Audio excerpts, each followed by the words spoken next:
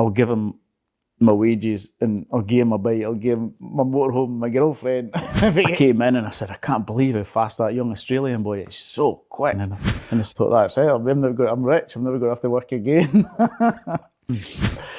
And he's got his sunroof open and he's like giving Jim the fingers out the sunroof and Jim going out and there's suns in your eyes, there's dampness in the roads, there's rabbits coming out of ditches, there's pigeons. And I'll say, I'll get you for a pint after the race.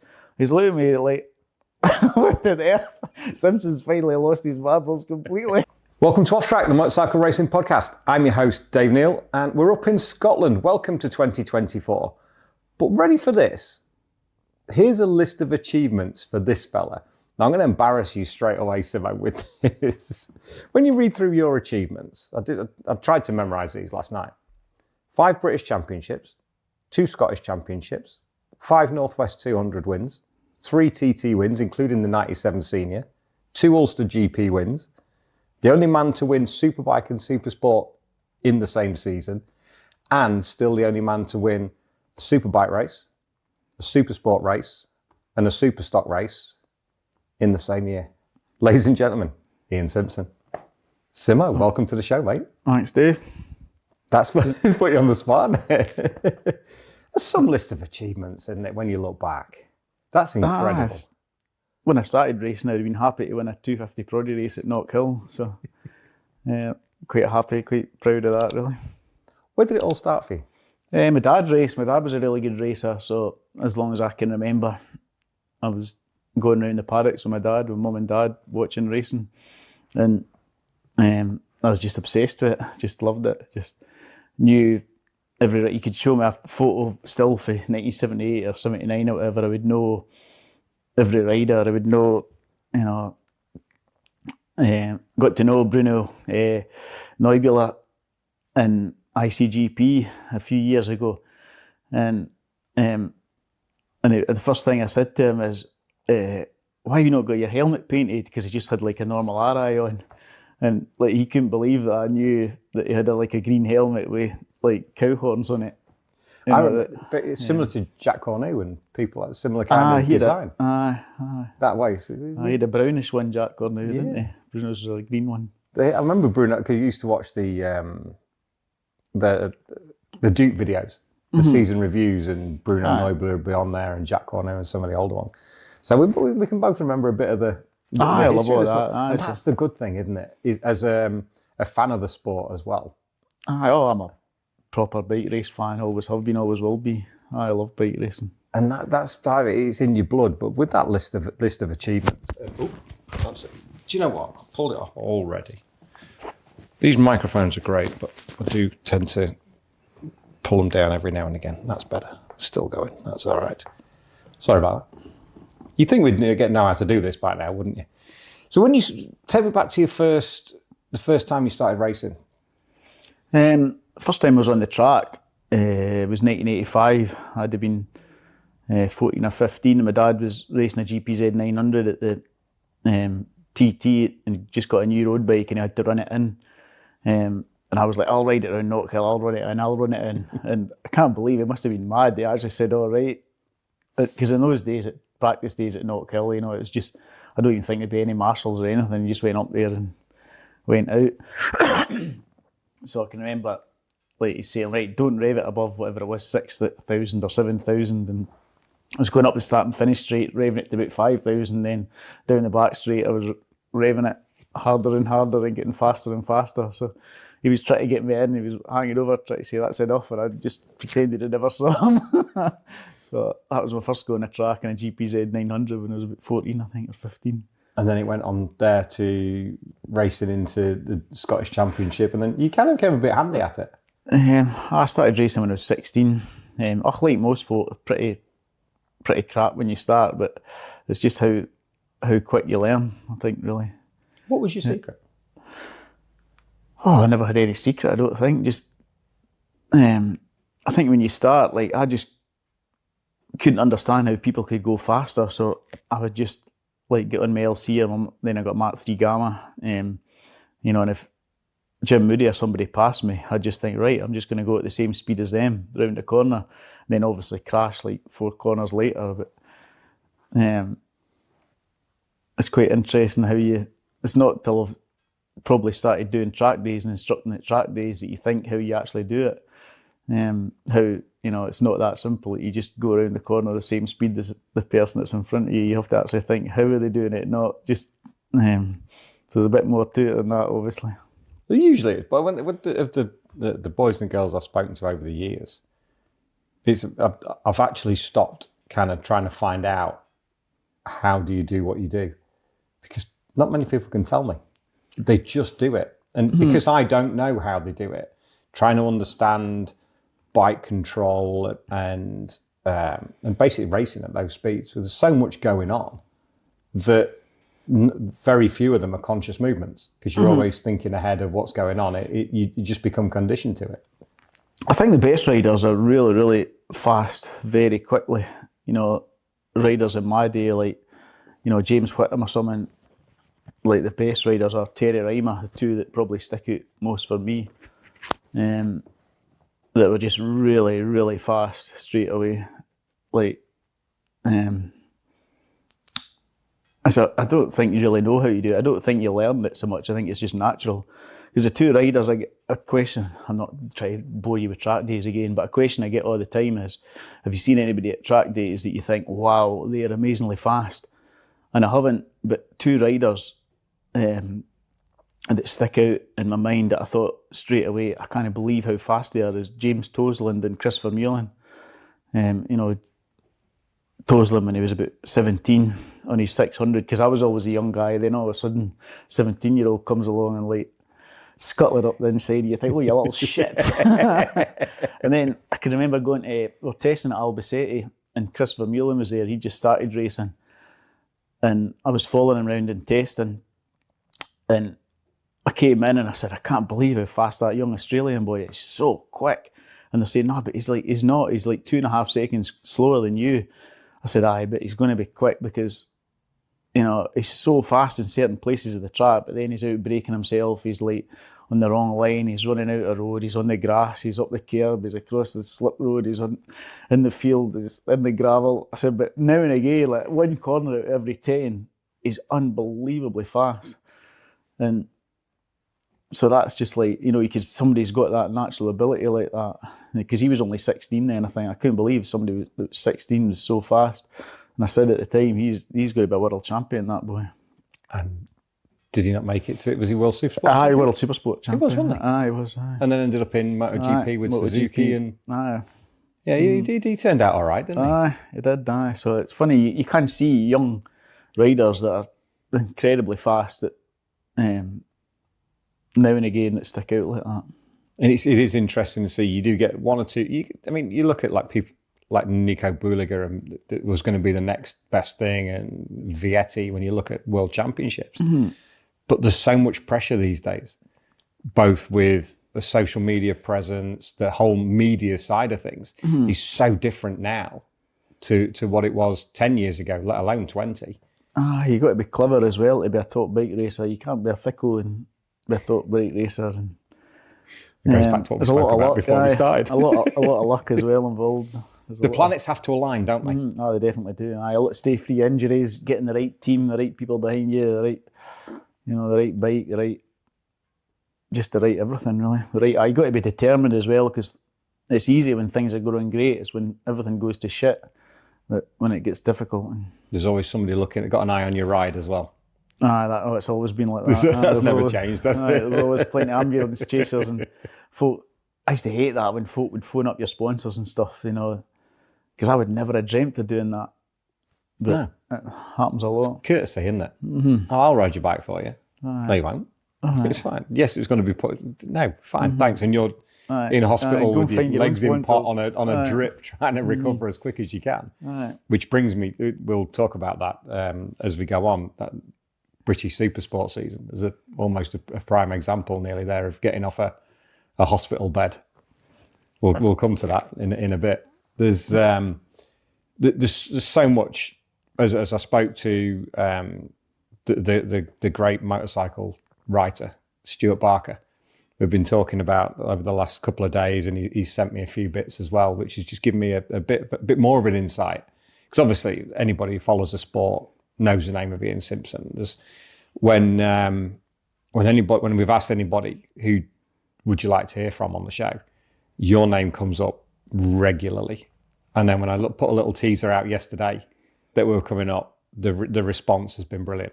So that there's an awful lot of people out there that's nice. looking forward to hearing from you. So you're still well remembered. That's the good thing. But you get that on the track days as well. People chatting to you, and I always say with Kyle and Davey Tarden, there's plenty of knowledge and plenty of respect out there for you still.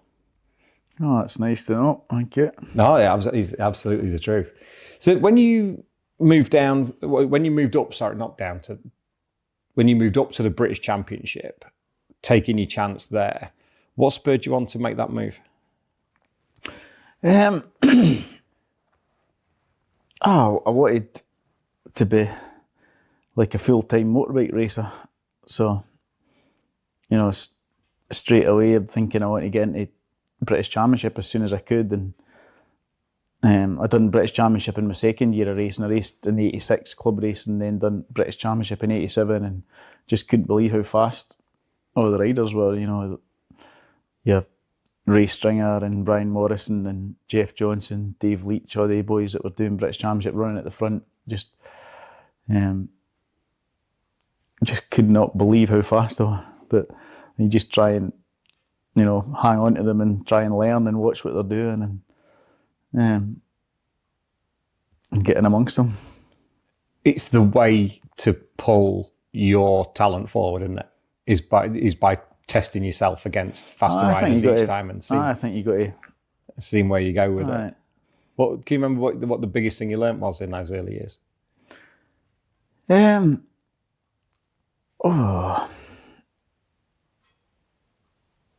will be the odd sideways question, just to give you. Not to crash, I suppose, because when I started racing, I just crashed it non-stop all the time. But you're not learning anything if you're crashing and smashing your bike to bits. And just try and not crash and be in control of the thing a bit more, I'd say. I think it's easier not to crash now. I know bike racing is always difficult, but the tyres are so much better. You get away with a lot more mistakes. You can run in hotter in the front and, brake a bit on the front and shut the throttle and full lean on the front, but roughly, and the tyres, the suspension and the tyres are that good that you can get away with a lot more mistakes. In my day, the tyres was just no grip compared to now, and got away with a lot more mistakes. And if you didn't have the bike balance and the throttle, and all the time, you'd just lose the front. So you have that trail braking nonsense going in. Well, obviously you done that, but a lot less so than you would get away with now. I mean, as you like I say, with the track days and riding the up-to-date bikes, what would you have enjoyed on the bikes at the time? Oh, that's easy.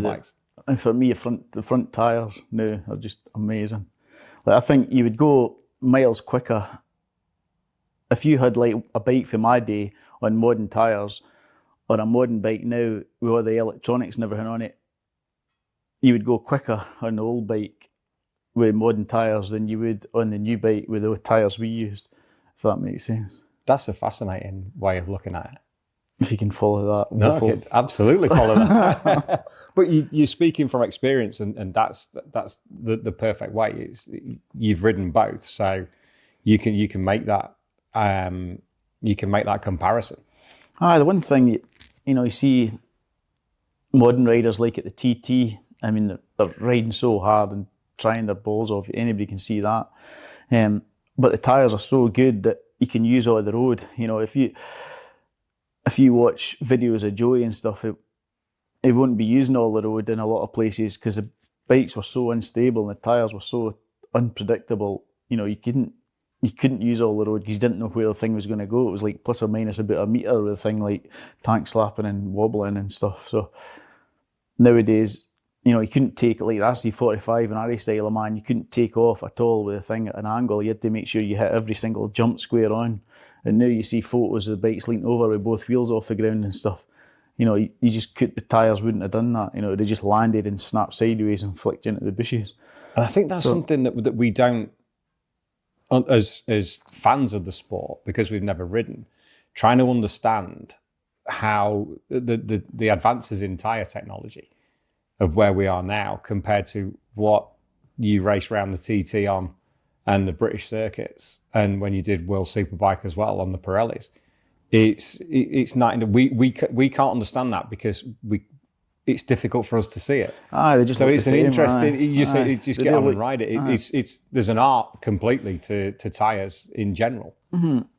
Tyres nowadays let you get away with a lot more mistakes. I mean, obviously you've got to ride the things just as hard. It's just the same, but you do get away with a lot more. I think that it'll grip when you make a mistake where in our day they didn't. At what point did you think we're onto something now? We're going to make a career out of this? It was 1998. I'd left college. I went to college for a few years doing business studies, and then I left and I got a good job in Dalgaties in Dumfries. There was a load of folk in for the job, and I managed to get it, and I was there for about 2 or 3 weeks, and I thought, this is just shit. And I went away to Cardwell, and I won the Proddy race and was second in the Honda Cup race. So I come back with about 800 quid in prize money or something, which was about 3 months' wages at the place I was working, and I thought, that's it. I'm rich. I'm never going to have to work again. So I packed Monday morning. I come back from Cardwell, got home about 2 in the morning, got up about 7 to go to work, and thought, I can't do this. It's one thing or the other. I can remember telling my mum, I thought she's going to go mad. I'm packing this job and it's just whatever you think, if that's what you want to do. So I was dead lucky that I got the support from mum and my dad and stuff. That was the last time I had a real 9-to-5 job for about 2 weeks. A whole 2 weeks? Something like that. That was long enough. What does your dad refer to it as? Playboy. What did he call you? He's always called me just a playboy. He always says that. You never need to get a proper job. And we'll talk about the book that's coming up as well. Stewie said we can mention that as well, which is something that you're working on in the background. It's funny. Stuart, I've known Stuart Barker is writing the book since we were boys. I've known him since we were about 19-year-old or something. And he's been up me for donkey's years to write a book. And I'm saying, who's going to, I'm not going to write a book. I'm going to give 20 away to my mates, and then the rest is going to sit in the corner. Nobody's going to buy that. This is a bit of an exclusive because it's on its way and it's going to come out somewhere around the TT time, hopefully. Something like that, hopefully. So That's so Stuart wanted to self-publish a book because he's never done that before. He's wrote, obviously, loads and loads of books, but so it's good practice for him. So talked me into it and we're doing it together. So. And the title? Forever Playboy. That's where we're going with it. So that's coming out soon. Forever Playboy. It is the Ian Simpson story, and it is written by Stuart Barker. So keep an eye on that. We'll be promoting it when it comes out, so you'll not miss it. I'm really looking forward to that. So there's a little bit of an exclusive for you. When you sort of raced at British Championship level in the late 80s, everything was going well. You were sort of 400 championship. You were at podiums most weekends, sort of first and second in most championships that you went for. Then came the chance to do the TT, and that always fascinates me because it was kind of more the done thing at the time, wasn't it? That you could transfer your skills short circuit to TT. It was more prevalent at that time. Pretty much everybody done the TT. There was a fast British racer in the sort of late 80s, well, all through the 80s, and then in the early 90s, anybody really done the TT, so it was different then, I suppose. What was the draw to it? I've went to the TT every year since I was born. I've always loved the TT, but it is a bit of a love-hate relationship as well, that if some young rider was telling me they were thinking about doing the TT, I would say if you're even thinking about it, don't do it, unless you really want to do it. But not that I would ever tell anybody what to do, because I've done it. But But you speak from experience, and I think I've found that with what we've seen recently, that for me, if you're going to go short circuit to TT, I think you need to be of a reasonable age to do it. You have that life experience and race experience to understand what you're taking on. The Northwest's a little bit different. There's a few of the short circuit boys can transfer skills to the Northwest. It's a mass start. But the TT, you're out on your own. You can't follow anybody else's lines. You've got to find your own way round. And if you want to be a success at it, it takes a lot of commitment and a lot of learning. And I think for me, when Hickey started doing it, and certainly Glenn as the more recent one, taking a year to learn it coming in. But I think the pressure was too much on Glenn because he put too much pressure on himself to do that 130 as a newcomer. And you start setting yourself targets like that, things can go wrong pretty quickly. So I think for me, I think you need to be a mature rider if you're going to take that step to the TT, unless you're brought up with it, obviously with your dad racing there. It's a hard one because I done the Manx when I was 18, and I think it's quite good to go at the TT or do the Manx when you're younger and there's no pressure and nobody expects you to do anything. I think I think what you need to be is calm and sensible when you go there. But I think the longer you leave it, the harder it is to learn road racing. If you have a go at it earlier in your career, I think you can do it well. So I know what you're saying in some ways. In other ways, it's better to do it earlier in your career when there's not the same pressure and more enjoyment in racing. I think the longer you race, the less you enjoy it in a lot of ways as well. True enough. Yeah, there's definitely two sides to it, without a doubt. But then you look at Jim Hind and the younger riders coming through, and your Joey Thompsons, they've done the Manx, they're working their way up naturally the more traditional route. I think that the safest way to do in my opinion, to do road racing is learn to be. I think you've got to learn, in my opinion, you've got to learn to be a bike racer in short circuits and then go to the TT, not the other way about. I don't think you can't learn to race a bike really hard just on the roads because you can't make mistakes. So you need to go to short circuits and learn how to crash and, how to save crashes, how to control crashes and stuff, and how to push the bike to absolute limits in short circuits and then transfer that to roads rather than the other way about. Can you still remember your first lap when you went to the Manx? Oh, aye. Tell me about it. What were you feeling? I was like dangerous as fuck when I look back. Just fearless at that age, I suppose. Aye. Good fun though. The best fun I've ever had in a motorbike in my life, the best fun I've ever had in my life is around the Isle of Man.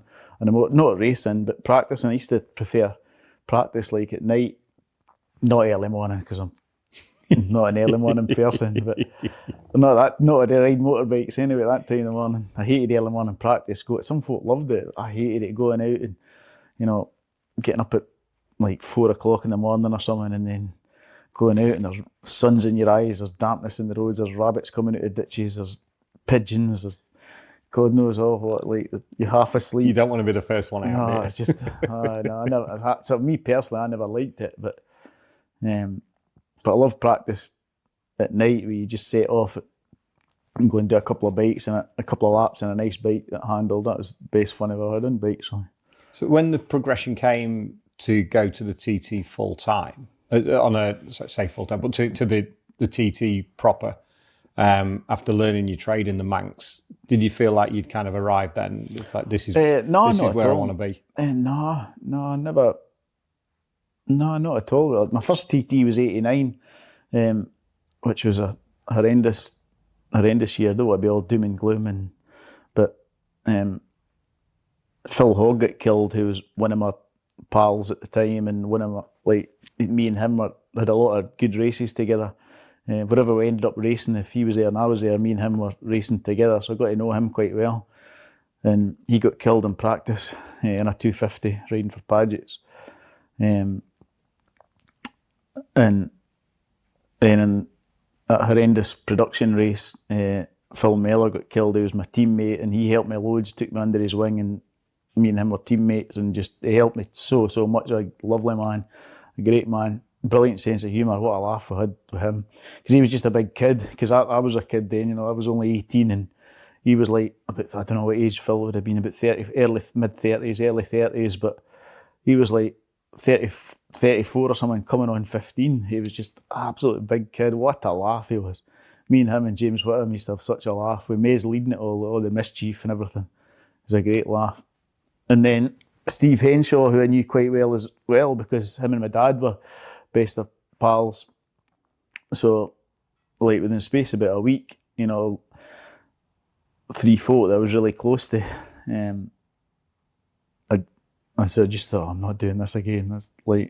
This just isn't bike racing for me, this. So I didn't go back to TT to 93. Well, I went back to watch, but I didn't race. I didn't do the TT in 90, 91 and 92. Whit never raced again there, did he? No, he never done the TT again. Yeah, no. He had more principles than me, I suppose. But I don't know. You can only speak from your own experience, can't you? And how that's what makes us all different.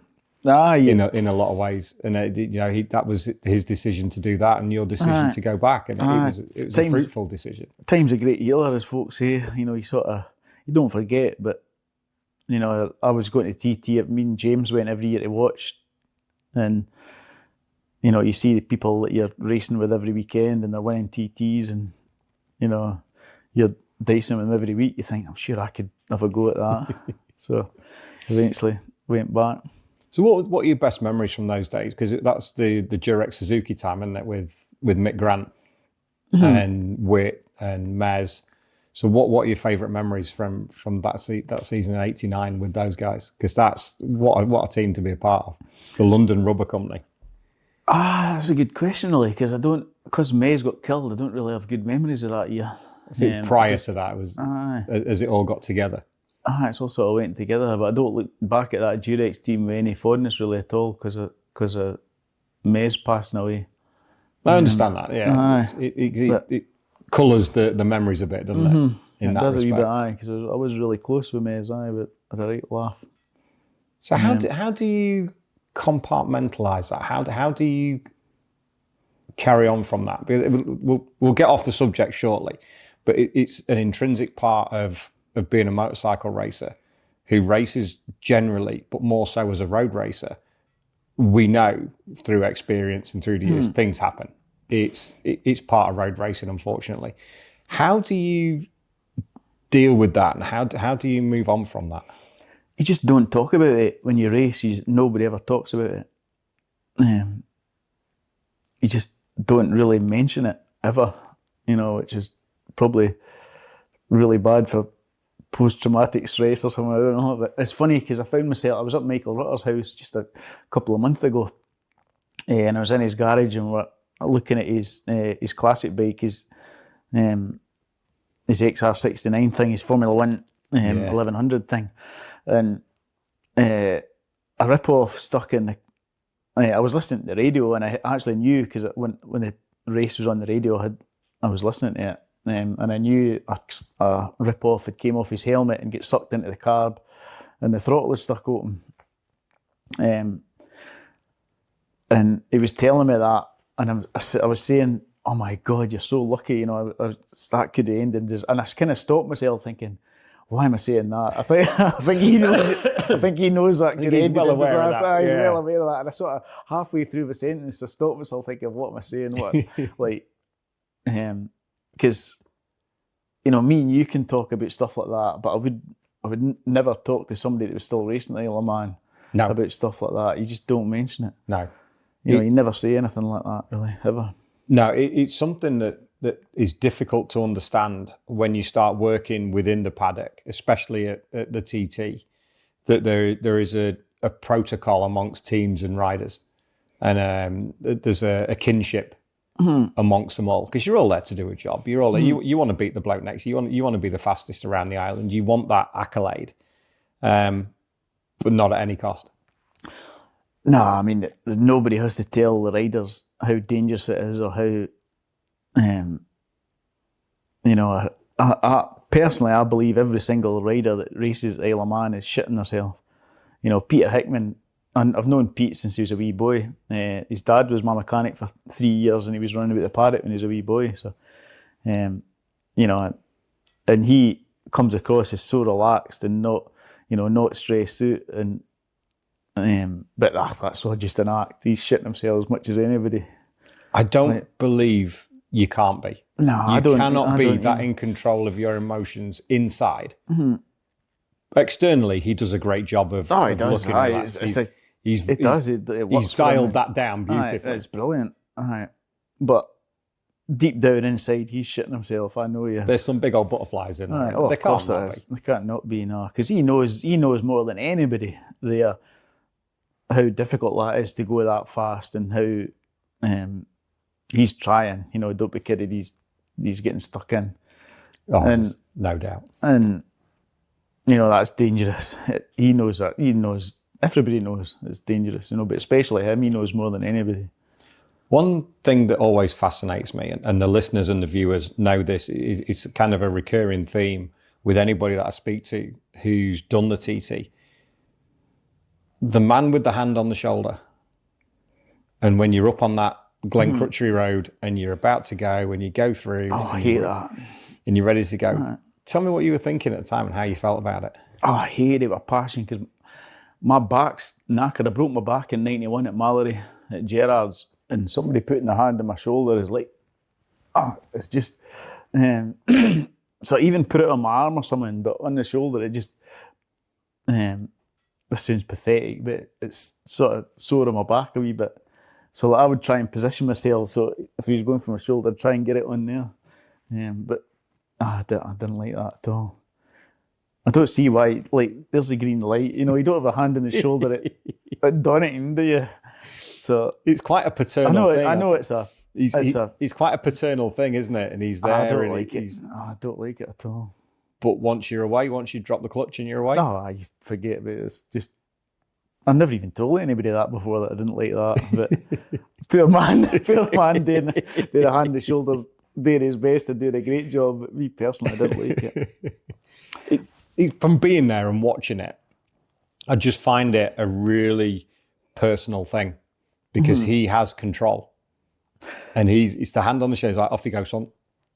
I never thought it like whichever. That. Everybody's got stupid wee superstitions that you never say as well. I never used to say till I was retired, till I was finished racing there and stuff. But the last person I had to speak to, I had to say, I'll get you for a pint after the race. Before I done a race at the TT, I had to say, we'll get a pint after the race to somebody. Not to a random punter that's walking, but it had to be somebody that I would go for a pint with, if that makes sense. Yeah. So nobody ever even used to notice, because I never said it to my dad, because I don't know, that would have been too easy. I had to make sure I said it to somebody, that one of the mechanics or something, or somebody there watching that I knew quite well or something. So I would just always have that as, we'll get a pint after that, and make sure I always said that before a race. And I remember one race in 98, I hadn't said it to anybody. I'm thinking, shit, where is everybody? And I was going through that last wee bit, and Col Morris was there, one of my mechanics, and I'm shouting him over, but they've pushed me through we went through the bit where nobody's allowed to go. No man's and I'm land. I'm shouting, call, and he's like, what's wrong? And he's looking at the bike, obviously thinking something's loose, or there's not, fairings came loose or something, or just he's looking about the bike, he's going, what is it? And he's got duct tape out and cable ties and lock wire and everything. He said, what's wrong? He's looking, thinking there must be a petrol leak or a water leak or something. And thinking, is it overheating? And he's looking, and I'm saying, I'll get you for a pint after the race. He's looking at me like, what on earth? Simpson's finally lost his marbles completely. and I've set off, and he's standing there with these wee tray of tools and duct tape and cable ties, and I'm going, what? Just shaking his head. Right. He's mad as a brush, so I probably wouldn't even know. But it's just important things like that. Everybody's got their own wee. It doesn't have to be a major nod to anything. Just a little something. I think most folk have got their own wee superstitions in bike racing. I've never known a more superstitious lot than my my pal Robbie Burns has got to have, you know, when you have like a flip petrol cap thing, I've got to have the flip pointing forward, and he's got to have it pointing back, and like, you know, if he gets on my bike, he's like turning it around. If I get his bike, I'm turning it, like stupid stuff like that. That doesn't make any sense to anybody. But like, and I know he's got to have that pointing back, so he doesn't say anything. I've got to have it pointing forward. Just the most ridiculous things that's totally normal for bike racers. But it is. And it's the same, whether it's short circuit, but it means more at the TT because you're on your own. So you have to have everything for you because it's you that's going out there and doing it. It's you and the bike doing what you do. So you have to have everything. That's a good question. What you need to ask folk when you're doing this: what ridiculous superstition have you got that you don't tell anybody? Because a lot of them are ridiculous. But some of them aren't as well. It's like I always put my left boot on first. But yeah, you probably put your left trainer on and your left shoe on first because that's just how you do it. I can't put anyone. See, I can't put my right shoe on first. I always because I'm left-footed, so I always put my left foot on first. So I would put my left boot on first. It's not a superstition. It's just how I do it. Right. It's just the way. What was it? How was the relationship, and how calming was it to have your dad with you at the TT? And to be an intrinsic part of the team? Just normal. My dad's like, I'm so lucky that like my dad's my best pal and stuff. Always has been, really. So,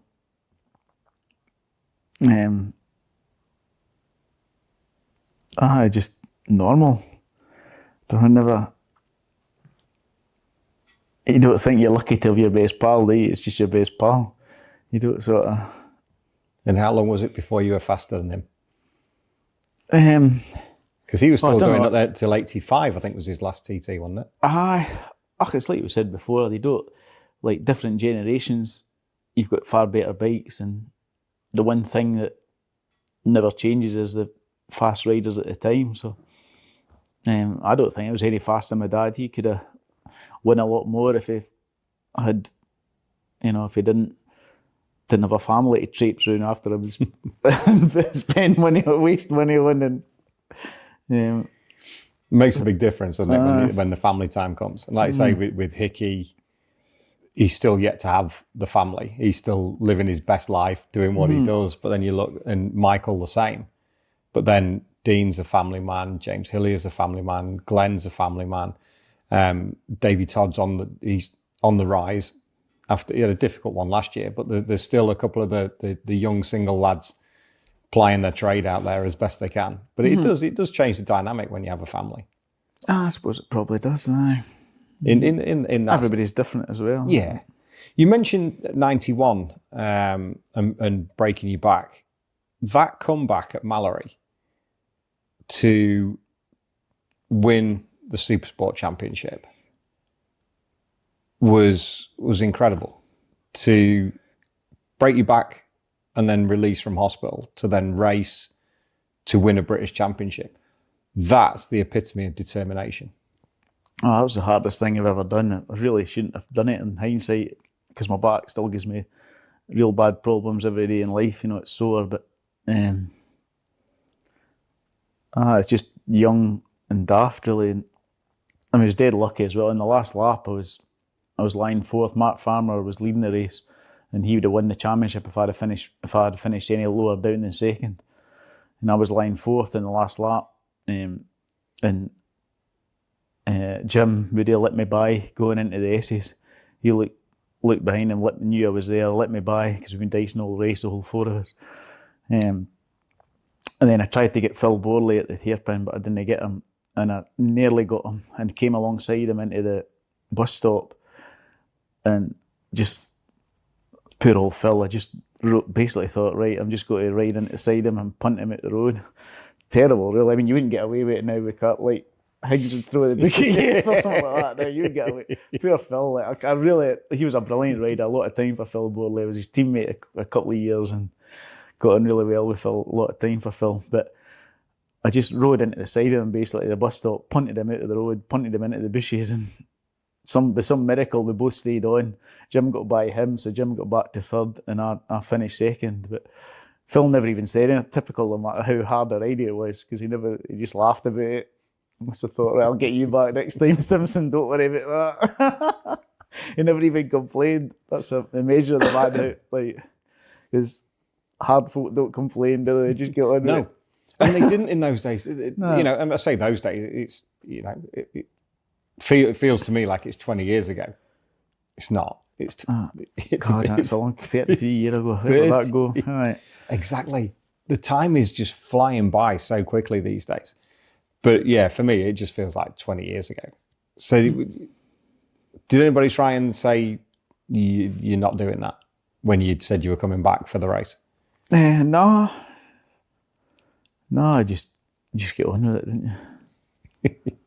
Tell me about your relationship with Jim, because you've been sort of side by side pretty much your whole career and beyond. There's so many times we ended up racing. I can remember when we went to World Superbikes at Mugello, and all through qualifying and practicing and everything. And I can remember riding as hard as I could, and like second last lap, I thought I'd sneak a wee look behind me to see who's there. And I looked behind me, and there he is, a wee pink helmet right up my arse. I'm like, I'm going away here. He's still there, I can't shake him off. Riding the wheels off the thing, and there he is, his wee face fin. Alright, could never shake Jim off. I was watching. We're going skiing next week. Oh yeah, you'll still be behind you there as well. Oh no! Oh no, is he away? Oh, he's away. He's mad. Stone, same as ever. Stone mad. We'll get there. I know what he's like and all. We'll get there. Like, there's no bending in gently or like take our time for the first half an hour till we get used to it again. Straight up to the steepest, most dangerous bit. Right, come on, hurry up. Like, We did invite him on the podcast while we're up in Scotland, but he politely declined because he just likes to fly under the radar these days, and I have no problem with that, not at all. That's how he wants to do it, and I'm absolutely fine with that. But if he ever changes his mind, some good stories, Jim. I mean, I was watching a couple of videos in the hotel last night, watching Snetterton. Supersport race, which would have 91? I can't remember which one it was. It might be 93 even. And it was just you two out front and just swapping. And it was like that most of the career, wasn't it? Mm-hmm. There's such a healthy respect between you, but both wanting to beat each other on track. Missing gears here and there and nearly running at the back of him and holding the lead as best you can before he shoves it up the inside. I wanted to beat Jim more than anybody else when I was racing, but it's a funny thing because if I wasn't in the race or if I was out, I'd want Jim to win. So it's a funny thing, that is. And you became teammates as well, didn't you? I were teammates a few times, aye. Mm-hmm. What was your favourite memories of those days? Oh, I don't know. We used to have a lot of laughs driving to the meetings, driving to like European Championships and World Superbikes and stuff. In the trucks, we had 2 trucks together, and we'd go and like stay. You know, we'd go to Benidorm for a few days in between meetings, like Spanish Championship meetings, or we'd go. A lot of funny stories with Jim. Like, I can remember, like in Germany, you're driving through Germany, and they're always flashing you over with the trucks, but our trucks like didn't have limiters on them, so they'd do 70 mile an hour or something. So, you'd be getting by stuff. But they're still always flashing. I can remember, because we had CBs in the days, it was good to have a CB in a truck because phones were that expensive to phone folk in the days. So we're on the CBs all the time, you just be driving along constantly blaring at CBs. And I was saying there's some big fat German coming up behind flashing light up here. And like, so he knew it was coming. So this big fat German's in his fancy Merc, he's flashing on me like mad. So eventually I moves over and he's come alongside Jim. And he's got his sunroof open and he's like giving Jim the fingers out the sunroof. And Jim's got a can of warm Coke on the dashboard that's been sitting there for about a week. Because I would have drunk Coke with Jim one day. So there was a warm can of Coke and he's held it out the window and he's opened it and just dropped it in through the sunroof. And it's like fizzing everywhere you can imagine. The things went off like a bottle of champagne inside this Merc. He's swerving all over the road. Well, I could see it all because I was behind it, a perfect view of it. So. He didn't take any prisoners, did he? Oh no, it's always like loads of times he turned up at stuff with black eyes and everything where he'd been fighting with rugby players and everything. He's still the same, he's still as mad as ever. He's still as mad as ever. Tell me, we spoke with Neil McKenzie that went out just before Christmas. And he was telling me about his championship party in I don't think 96, his first one at Donington, when he and Witt tried to get the security guy's Astra van. Right. And then Jim organised a posse to go and have a word with the security guy. What's your memories of that night, Simmo? Jim beat up about 3 security guards, massive big monsters with their headphones and their radios and everything. Like, honestly, I'm a brave man that would tackle Jim, a lot braver than me anyway. Jim ended up beating up about 3 of them, I think, or something. God knows. Don't come the madman for nothing. That's exactly right. It is so true. When you went off to the World Superbikes in '92, you're on private ZXR 750. What was that season like? Because that's a hard season to do on a privateer bike. World Superbikes is a lot different then. I remember going to Hockenheim and there's about 110 riders trying to qualify. Which was a great thing, really, because you'd all the best riders for Spain, all the best riders for Italy, all the best riders for Sweden and Finland and Germany and Australia or whatever. So, it was at its... And to me, World Superbikes was at its best then because, you could go and have a go and try and get in amongst it. I mean, we never really got very good results because the bikes weren't really up to it, but it was good fun. It definitely improved your riding, you had to properly get stuck in. And again, with Jim in your tail. We just had... Just another good season, just learning your way. I guess learning your trade still as well, because you're only, 5 years in at that point? I'd be 22 or something. Good fun when you're early 20s like that, driving around Europe. Just learning a lot of stuff and learning things, As I look onto my notes, 93 was your first season back at the TT. Were you doing Supersport 600 and 400 at British Championship level? Were you relieved to get back to the TT? Don't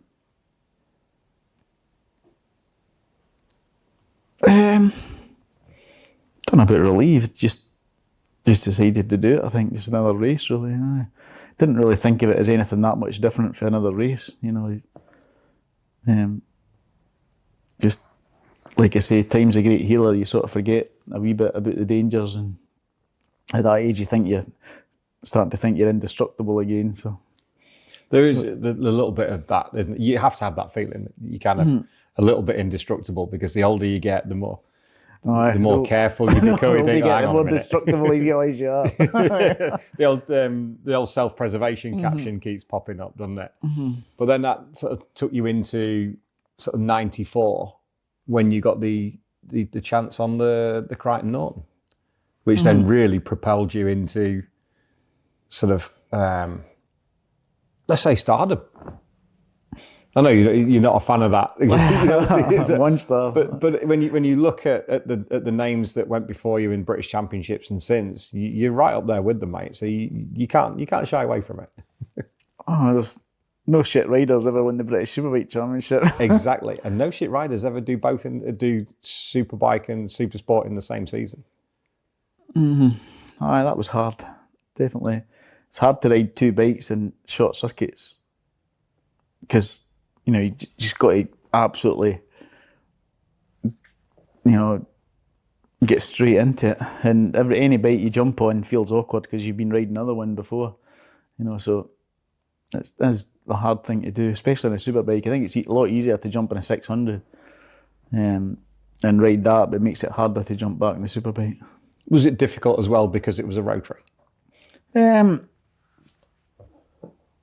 was difficult to begin with. Definitely, it's a proper hard thing to ride. I remember the first time I rode it, I thought, how on earth does Jim ride this thing so well? Because he gave James Whittam a good run in 93 for the British Superbike Championship. I did, yeah. So basically I got Jim's bike for the year before, and Jim got James Whittam's bike for the year before. So when that opportunity came, that maybe viewers and listeners won't know, but you took the Supersport ride for a reason. Yeah, I just I had my Supersport ride set up first. I got bikes for Yamaha and paid good money for Avon to use their tyres for the year, and had some good sponsors to sort of pay for it all. So, basically I could earn my wages riding the 600, and then ride the Superbike to try and, get a name for yourself, if you like, and win Superbike races. At what point did you feel that you could win both championships? Oh, just not delaying, not to actually done it.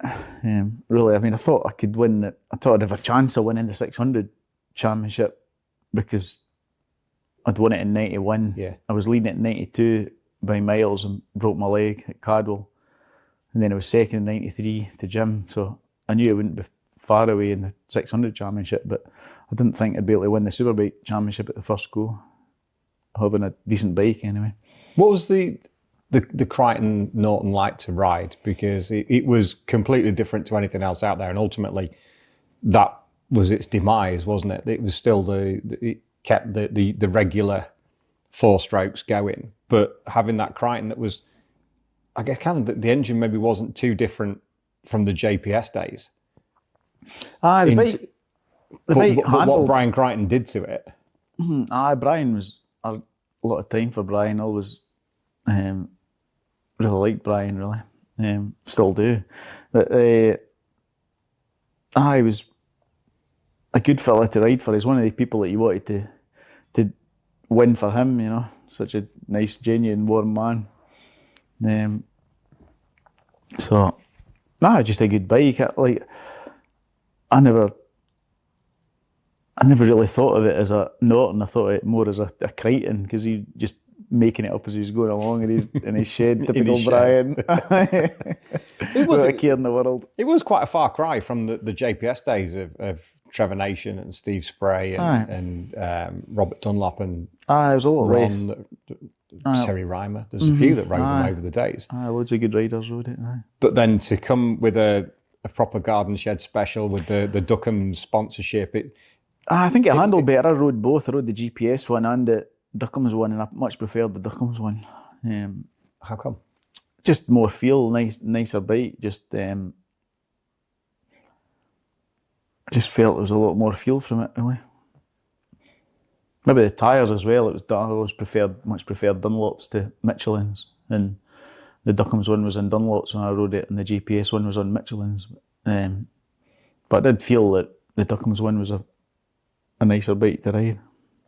So as if what is effectively now British Superbike champion and British Supersport champion, the opportunities that came up in 95, there was a choice to make. You had a GP opportunity? I couldn't. I had to find sponsors to go 500 racing, and I couldn't. It's a feel for young riders now that I've got to take money to teams, because I was racing motor. I don't mean to sound like a money orientated, but I was racing motorbikes. That was my job. I needed to get paid to do it, or otherwise, how are you going to live? So it wasn't a consideration when I had to take money, and or I could go and ride in the British Superbike Championship and get paid to race. So obviously I was going to do that. It shouldn't be a consideration either. As a multiple British champion, it shouldn't be a consideration. But to run it, was the Harris Yamaha, wasn't it? Mm-hmm. But to run at GP level and then fund your way around the world, it's a difficult shout. I mean, yes, some maybe would have been blind, but yeah, let's go GP racing and we can race against Lawson and Schwantz and Neil and everybody else. And that was 95. It's later. It's doing and Crivellet, and so it's a bit later than that. Oh God, just as well didn't go out of last. I think got last well. Can you imagine going out to that? Hello, I'm here. I can't be racing against dude in Swanson. Me wobbling around at the back with him. But then he took the Castrol Honda ride on the RC45, which was the daddy pretty much at the time in World Superbike, wasn't it, with Foggy and Kaczynski and Aaron Slight. There's such a difference with the factory special. bike and the kitted bike. We only ever got the kitted bikes, and they were nothing like the factory bikes. I rode a factory bike once and couldn't believe how much better it was, really. Was that at the TT that year? Aye. And well, no, that was years later. That was 98. I never rode a factory bike in 95, but just a kitted bike. But in 95, I can remember we had a test at Donington and we were there, and Aaron Slight was going round, like, he was doing 130s or 131, and I was doing like 133, 134. And I can remember coming in, and I was so disappointed and so angry and so upset, really. I can remember sitting down with the team and saying, look, I'm not saying I'm a better rider than Aaron Slight. I'm not. There's no way. But if he's 3 seconds, if he can ride my bike round Donington 3 seconds quicker than me, I'll give him my wages and I'll give him my bike. I'll give him my motorhome, my girlfriend. If anybody can ride my bike around here 3 seconds quicker than me, I'm the first person to say, right, I'm give you the keys back. I'm going home. Like, I'm shit at this. You know, the bikes were so different. And Simon Crafer was there at the testing on. He was doing the same times as me, give or take a tenth or two. There was nothing in it. He was on the Roomy bike. Yeah. And then he eventually got that year he got a ride on the factory bike. And I can remember having a conversation with him. He's saying, don't beat yourself up. You know, the factory bike is 3 seconds a lap quicker. You know, there is that. It's not that you. Different. That's the difference in the kit. That's the difference in the kit. So that made me feel better when I spoke to Simon, and he said about that, you know, the difference, you know, he probably won't even remember that, but I probably would, knowing Simon. That, you know, that was that was that much difference in the bikes, which is hard to imagine. You know, sit and watch them, and they look exactly the same. They both get the same paint jobs on them and the same stickers, and you think, how can that bike be 3 seconds a lap? Which 3 seconds, you know, 3 seconds is forever. It is. You know, it's like, you know, 3 seconds is a back marker, really. Yeah. And it was by far a true reflection on what you could do. Mm-hmm. Because you knew it's Donington, you'd been around there enough times that you knew where you were going, so you weren't even needing to learn the circuit. But to have that understanding that, do you know what, the bike isn't what it should be in customer trim. But again, those watching on the side, they say, "Oh, it's an RVF 750, proper Honda Exotica," but not quite what the boys were running at world level. That didn't come till later, really, did it? In BSB, when the kit started coming in, that was next level up after that. So it made a big difference. So you had to kind of run what you brung, but getting to grips with it. Did you adapt your style to it, or did you just keep trying to adapt the bike as best you could? I just kept trying to adapt the bike and just kept crashing it. You know, there's loads of good riders tried to win in it. Nobody ever won a BSB race I can think of in the dry in an RC45, which when you think, you know, Morrison, Reimer, Moody, Paul Brown, David Jeffries, Phil Borley, Robert Dunlop, Ray Stringer, James Hayden, Michael Rutter. There's some fair pedallers there. Steve Hislop. Yeah. And I've probably forgotten another half a dozen top riders, but just out of that lot, and none of them managed to win a race on it. It tells you they weren't all wrong. They can't all be wrong. That level of talent, yourself included. And James Hayden won a race on it in the wet, and Michael Rutter won at Olton on the wet on it. I was on the podium a few times, but never won any races. So, you know, it was definitely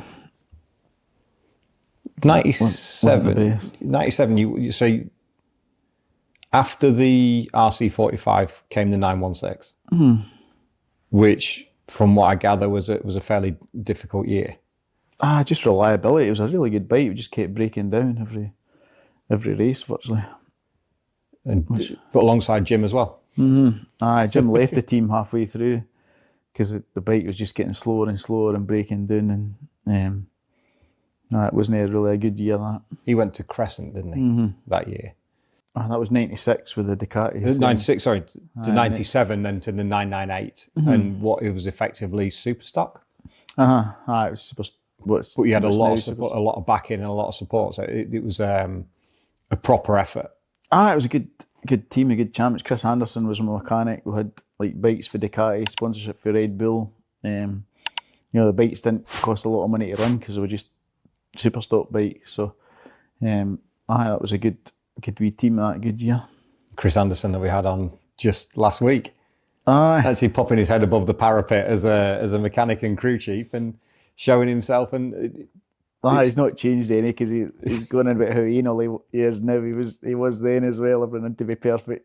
Good mechanic, Chris. But that's what you want, isn't it? You put your trust in your mechanics. Good person, good grafter, and good person to have on your side. When you get a good, crew chief like that, you want to win together. I remember Simon Greer, who was a really good mechanic as well. He was my Superbike mechanic in 97, and we won at Cardwell because it'd been a hard year with the bike then. I'd taken over Steve Hislop's ride. Steve got sacked riding it because basically we're using Michelin tyres and ProFlex suspension, and we should have had a really good team and really good bikes, but just the tyres and suspension were letting it down. So even John Reynolds wasn't getting any results out, and he hurt himself. It shows you how bad it was if John couldn't ride it, nobody could.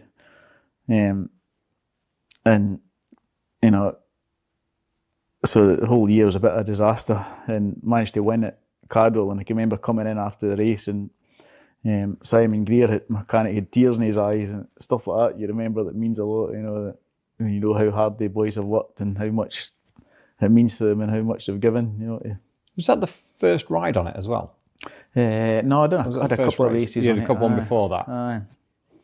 But that season was fair busy because you'd got the V&M 600 as well. Mm-hmm. So you Superstock, Supersport, and a few rides on a few rides on the Superbike as well. God, I didn't know where they're coming, they're going. But I keep catching that under there. From that point of view, how much did that help you as a rider, riding those three different bikes, and most seasons 2 or 3 different bikes a season, which is kind of unheard of these days. You're in one championship and that's it. But being able to jump between championships and the roads as well, the versatility as a rider. I think it helps you in some ways, and then in other ways it can be a disadvantage because I don't think you tend to get the best out of a superbike when you're riding Superstock bikes or Proddy bikes and 600s and stuff all the time. So, but I think it was easier to make a living in those days as well, racing bikes. You get more prize money and more, bonus money for tyre companies and helmet companies and stuff. That I think there was. You wouldn't think so looking at it now with all the fancy trucks and plot pants and all the bullshit that goes with it now, but I think it was easier to make a living out of bike racing in my day, I think. It feels like it, because it's not a new thing for riders to have to bring money to a team, but for actual making money, like you say, from sponsors, from podium bonuses, things like that, that seems to be not quite as prevalent, especially in the support classes. Mm-hmm. Superbike level, yeah, a lot of the boys are paid for the privilege. Still some aren't. But in the support classes and certainly stock classes, it's difficult to, you don't find many full-time racers in there. Nah, you should as well. Anybody winning any level of racing at British Championships a proper good rider. I don't think it's fair really, because they'll I made a good living out of racing, but I was never in a million years ever going to be a fraction as good as your Wayne Rainey's or Kevin Swans or whatever. So you don't have to be, the best rider in the world. I was never going to be the best rider in the world, far from it, nothing like it in a million years, but you're still good enough that, you know, to make a living out, like, you know, football players playing in League One or something, you know, get 10 grand a week and stuff. Absolutely. Even non-league, they're not far behind. Non-league, they'd be on £1,000 a week, something like that, which is, you know, so that's good money for. So every other sport, you know, any tennis players, golfers, or anything, you know, it doesn't have to be, you know, it's not just going to be the top, very best. It's not. It shouldn't just be Marc Marquez and Bagnaia and Johnny Ray that make decent money out of bike racing. You know, it should.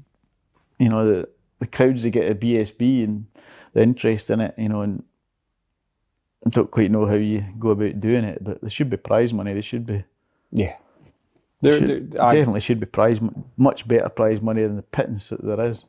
You know, I've seen myself win more money classic racing, wobbling out in a classic race somewhere than what boys win for winning a British Superstock race. You know, which is great for you, but by the same token, there should be. I don't know. There should be at least 10 grand for winning a British Superstock race. It was £1,000 a win when last time I'd done Superstock in '97. There was 2 races a meeting, and it was £1,000 for winning each race. So, you know, I don't know what a couple of grand was in '97 now, but that's going to be £1,500 and a bit more now, isn't it? I'd have thought more than that. Maybe a bit more. I'd have thought a bit double at least. Yeah, probably. I'm not so good on stuff like that. I don't know, but anyway, and we thought it was nothing like enough then. So, no, you know, I think it's unfair because you can't just have. You know, it's no good having a superbike race between Glenn Irwin and Kyle Ryde. You need everybody else in the paddock, don't you? No, you do. And there's always that 3-tier thing with BSB, where you've got.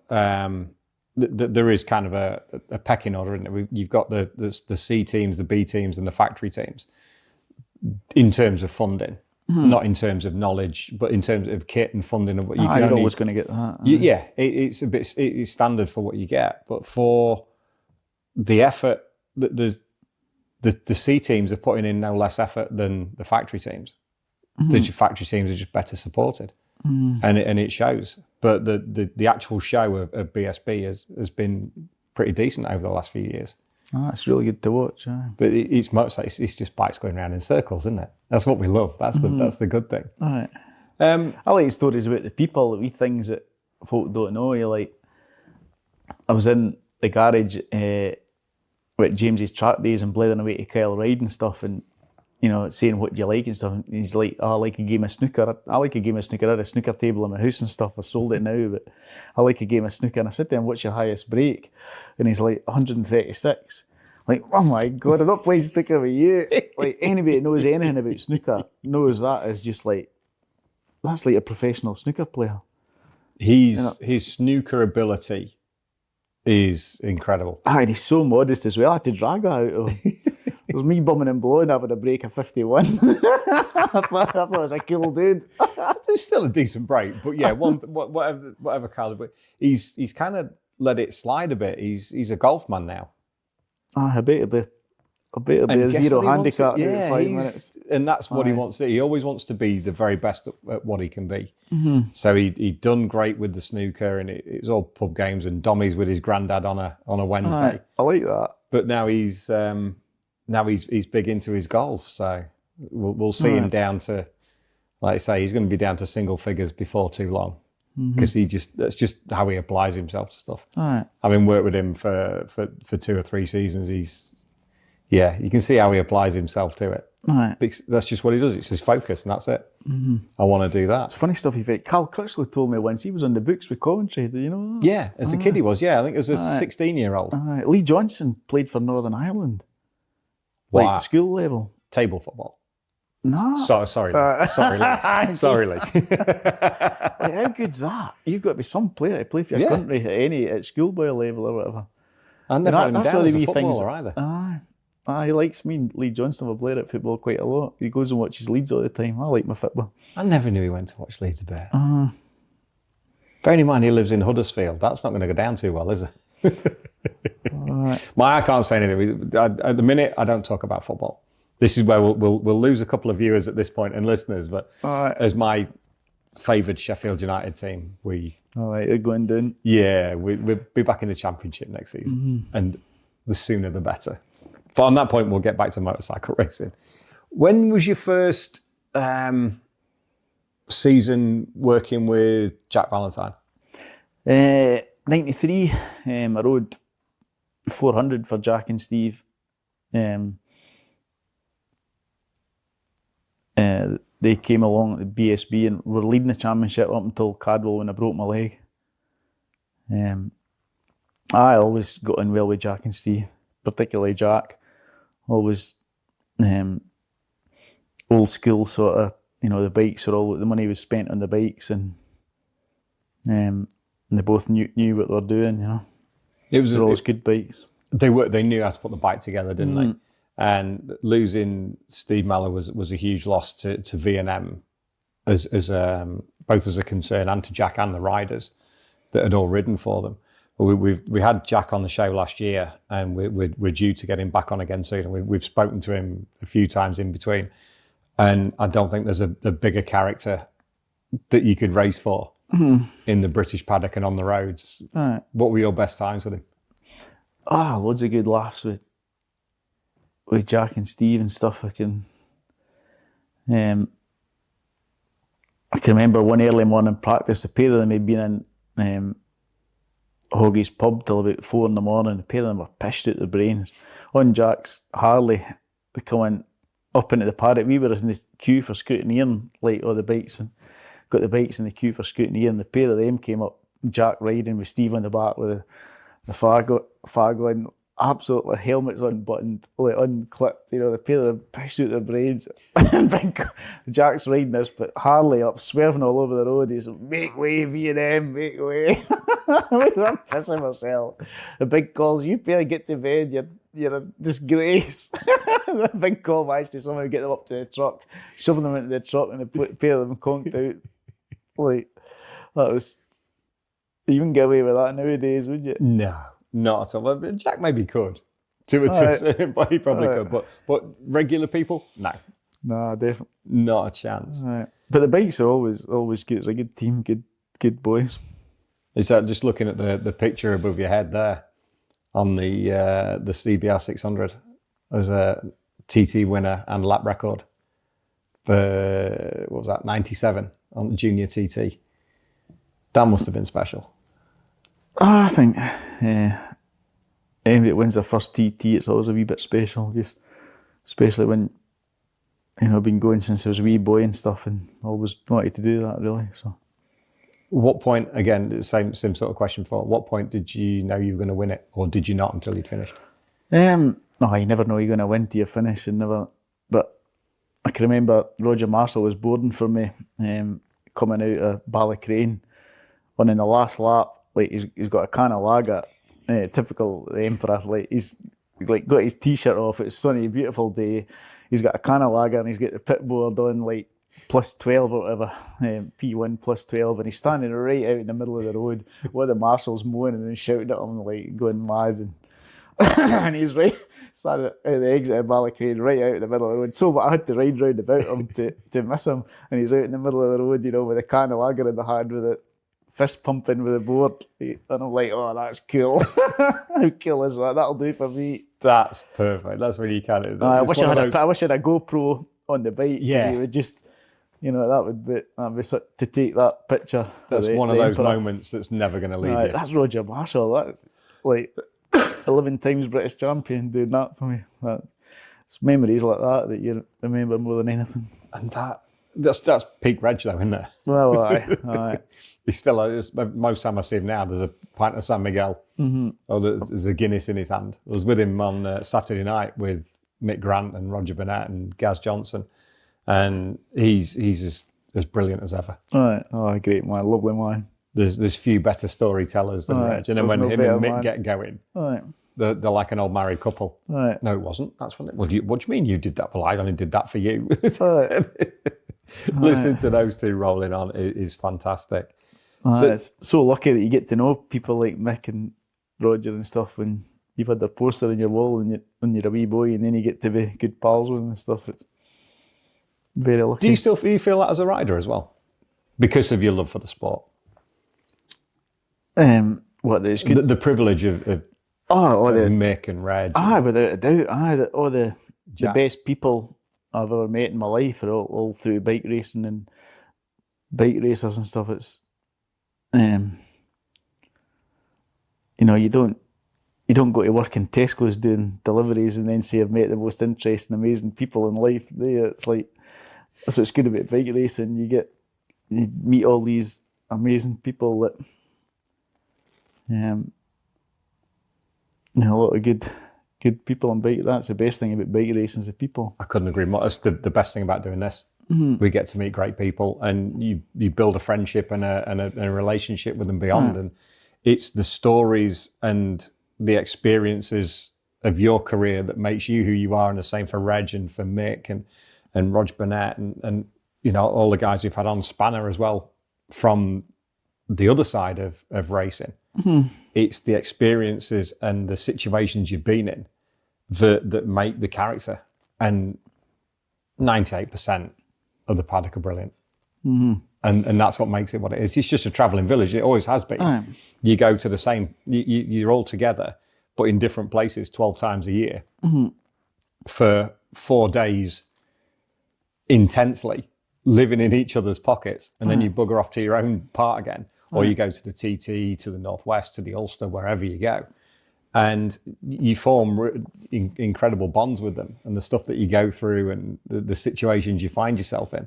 You do. When we do a wee bike tour every year, me and James Whittam, Neil McKenzie, Brian Morrison, Ian Duffus, Ian McPherson, all that lot.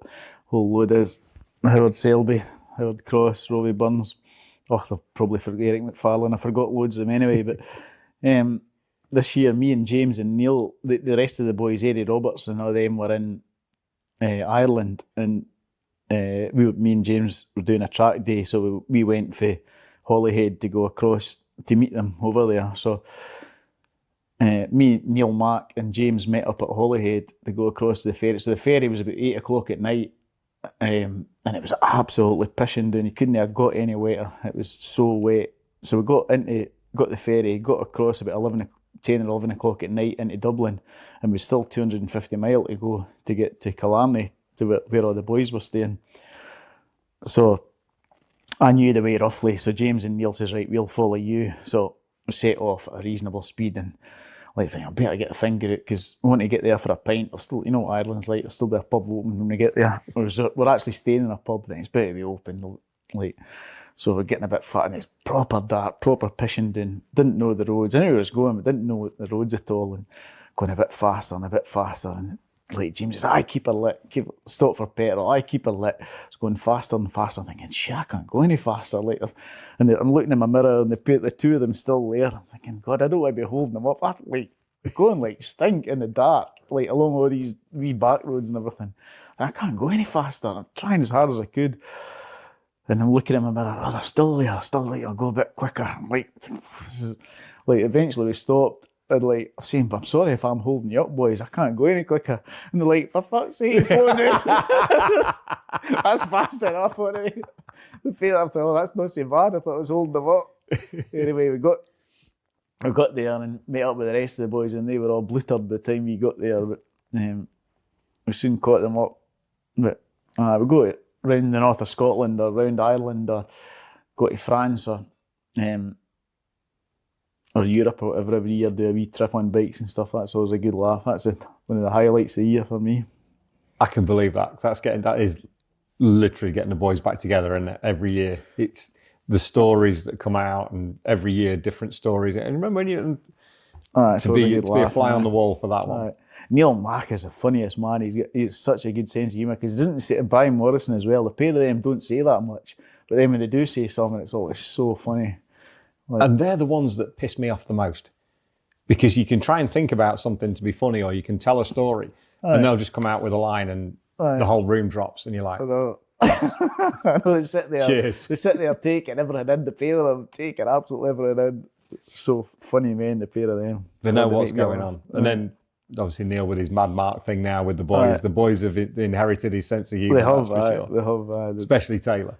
Taylor is so funny. I never realised how funny he was. He came on one of the bike tours a wee while ago. They went up the north of Scotland, and I never realised how, what a good sense of humour Taylor's got, how funny he is. Cause him and his dad just taking the piss with each other and everything in themselves constantly, and good fun, good laugh. We need to get Taylor back on the show. He's not been on for a while, so he's got a few things planned for this year. Now he's stepped away from the GP paddock. He's got some good things going on, so be interesting to see what he. If anybody's watching has not seen Mad Mark, put Mad Mark Neil McKenzie into YouTube. It was the funniest thing. Like every time I watch it, I notice somebody else like he slip on trainers and stuff, and he never washes his shirt. It's exactly the same, and the lens missing out the glasses, and some of the stories. Some of the things that they come out with when you understand the background, the context to what he says, you're like, oh no, he's gone down that road. I can't believe he's done that. And it's just absolutely brilliant. There's a long series to come of that. I think the are so funny because you can hear Taylor prompt them in the background sometimes. He's not supposed to lie, so you can tell that a lot of the humour's coming for him. God, it's funny. The one for me was when Make Me a Winner. When he picks I listen to radio quite a bit when I'm out on the road, and it's commercial radio at its finest, isn't it? 5 rings, pick it up, make me a winner. Hello, Mum. It's such a great take on things. It's funny. But that is Neil. I remember we were at a dinner dance once years and years ago. That's about mid-90s. All the Scottish boys used to get together, and we're in this hotel, and it was one of those Christmas party things where there's like a table of 10 hairdressers and a table of 10 like car mechanics and a table of like whatever, like, and then they have a bit of a disco. So we all sat there, and everybody was a bit sober, and there wasn't much happening. And Neil says, "This place is needing brightened up. Like get some life in amongst these hairdressers and stuff." So he just takes all his clothes off. He's bollock naked. He starts running across the top of these tables and stuff. Like, and everybody's sober. What's he up to? Stone mad, running across the table of the hairdressers, and they're all cheering and laughing and everything. And it's just mad. That's a party starter. Right. This was about 7 o'clock at night. He'd not even been drinking. He's absolute looper. And he was stone cold. It's just mad. It's just him. Oh, brilliant. It's amazing how that side of him, you have to see it to believe it. Because you wouldn't think that's what he's like. With his, because he's so professional with his commentary and in the paddock, he's super hides professional. It well. And he hides the real Neil back well. He hides it. Yeah, he does. He hides that well. So there's another one that we need to add to a night out. I think we should do a charity night out or something. Get everybody together, and that would be a little bit special. Get everybody together. Where are we up to now? 98. I keep catching that under there. That's it. Not 98. 98. That was a pretty special season, wasn't it? When you look at the achievements for that year, in terms of 2 wins at the Northwest, 2 TT wins, Ulster GP Superbike win, and still doing the British Championships on the RC45. That was an incredible year. It was a good year on the roads. It was a bit of a rubbish year in British Championship. Me and Michael Rutter were teammates on them, and they weren't the most competitive thing really, but we tried our best.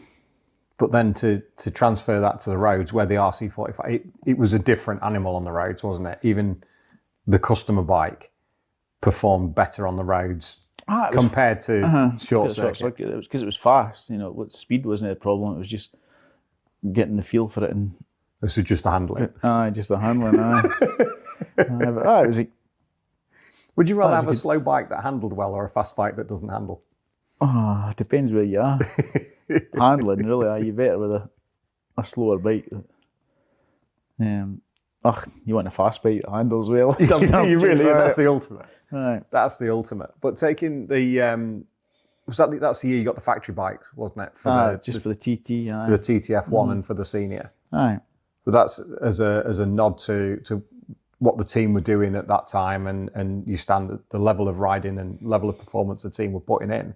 Mm-hmm. That was it the 50th year for Honda? I think so. It was something like that, wasn't it? It was a good year, that, because they brought like Freddie Spencer over at the TT and stuff. I can remember, I've told this story a few times, so sorry if I'm boring folk, but there'll be plenty that haven't. You carry on. I can remember, so I was dropping one of the V&M boys off at the airport. So I'm in my van, dropped him off at the airport and like fiddling about, getting the radio on and stuff, and I'm looking and God, that's Freddie Spencer. Freddie Spencer's come out of the airport, and I'm sort of watching. It's definitely Freddie, and he's looking there. He's looking a bit lost. He's got his phone out and his paperwork out, and so I pulls up beside him like, "Hello, Fred. Hope you don't mind me offering, but you want a lift? You know, you're looking a bit lost there." And he says, he says, "I'm going to the Empress if you're going that way." I says, "I'm going right by there." I wasn't like, obviously, but like, "I'll take you, I'll drop you off at the door, Freddie, it's no bother." So Freddie jumps in my van, so I'm thinking, check me, I've got Freddie Spencer in my van. I better make sure my driving's kind of sensible. So he's blaring out, he says, "Do you live here?" I says, "No, I'm over for the racing." He says, "Are you over to watch?" I says, "No, I'm having a go, I'm racing myself," and blaring away. "All right, what number are you?" So I told him, so blah, blah, blah. He says, "All right, what's your name?" and everything.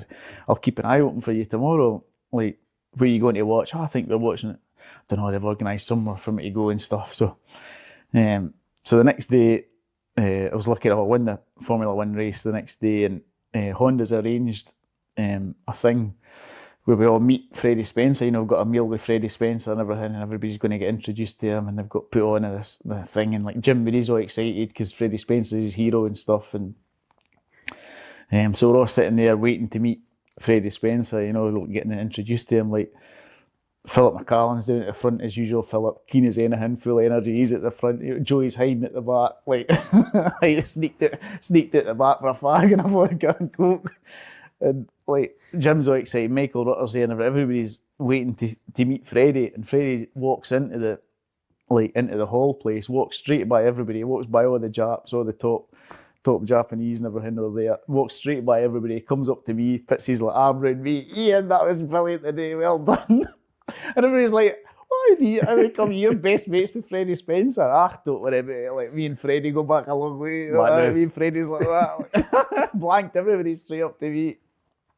How cool. That's one of those again. That's like a Roger Marshall moment, isn't it? When you say, this is kind of cool. That is cool. I'll take this. All right. I'll take this. So of all your TT achievements, which one's your most memorable? Which one means the most? 600 race, I think, in 97. It was more enjoyable. So sometimes you enjoy the race because, you know, I was riding the wheels off the thing, then sliding it about all over the place, and you know, it was one of the few moments I don't think, it sounds really big-headed, but I don't think anybody would have beat me in that race on that day. You know, where things just come together for you. You know, it feels easy, but it was RC45, you're hanging on for grim death, you know, things wobbling everywhere, and like me and Michael Rutter came home in the boat, and Perez were comparing bruises, like we're black and blue all the way up round there, or doing inside your legs, inside your arms, and if you're holding on to things wobbling, you know, and that's not a pleasure to ride a thing like that, really. No. But even as a factory bike for the two big races, the handling was still a little bit. I think a lot comes with the tyres as well, because I've rode bikes since that handled horrendous around the Isle of Man, and I rode big calls. Got my old 45 for 98, not the factory one, but the one that raced at the North West and also Grand Prix and stuff. And I've done laps in it around the Isle of Man, and it was actually fine. You know, I'm obviously not riding it fast, but a lot better than it was with modern tyres. You know, you get out of Union Mills and going up that hill, and I can remember getting in it like flat out in top gear up there, and where it goes right, where it would normally start like weaving, and I'm like, oh, it's fine. It's just like, so, you know, I think most of it's the tyres really, looking back. With the road racing side, because the short circuit's great, but road racing, it absolutely fascinates me because it's a completely different discipline. But of the Northwest and the Ulster and the TT, which one did you look forward to the most? Oh, it's different things really. I think the Ulster Grand Prix is the most fun to ride round. I think the track's the best track. But I didn't do that many Ulster Grand Prix, so I never... Was that through opportunity or through choice? Probably through choice. I was conscious that you don't want to... Well, I didn't want to just go and do loads of road racing all the time because it's dangerous, you know. I thought I was good enough that I could be a short circuit racer, you know, rather than a road racer, but enjoyed racing in the roads. So like a wee bit of both really. Kind of percentages thing. Aye, just a percentages thing, aye, exactly, aye. So with the racing at Dundrod and the Ulster GP, I've never had the opportunity to go. I've been to Northwest a couple of times, I've been to the TT a couple of times. The people speak so fondly of the Ulster, and the news, as we record this today, the news came out yesterday that this year it's been cancelled again. I didn't even think it was going to be a thing, let alone cancelling it. But so many people miss racing there because of, like I say, it's one of the best circuits to ride. Oh, it's a far better track than Northwest, far better to watch, far better to ride round. I mean, the Northwest got a better atmosphere somehow, but if I was going to go and sit in a banking and watch a race, it would be Ulster Grand Prix long before Northwest. I wouldn't even really go and watch that. There isn't really hardly any good bits to watch, but in my opinion, again, but it's that busy and you're just watching it, hairpins or chicanes or... When you rode the Northwest and when you races there, how many chicanes did they have? Oh, it varied. Because I'm just not sure of the layout. They're putting as I was doing the Northwest, they put a hairpin in it, Macker Boy, and then they put another one in it. Out of York, goes up, goes right, and then come up there. That roundabout didn't used to be there. Yes, now you go the opposite way around the roundabout, don't you, there, which not slows down so much because you still fair crack into station. But... Aye. So that was there in later years, but it wasn't there at the start. Mather's Cross? No, that was never there. I've never ridden that one. So tell me about... I did once, I think. Mather's Cross, because that station's an incredible corner. And... Our station is a lot easier to take flat. You couldn't take Mathers flat out. You could take station flat out.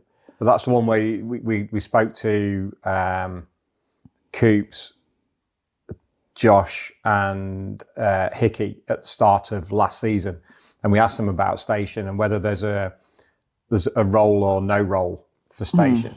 And the general consensus is it's just a comfort roll to transfer the weight, but then it's straight back on it.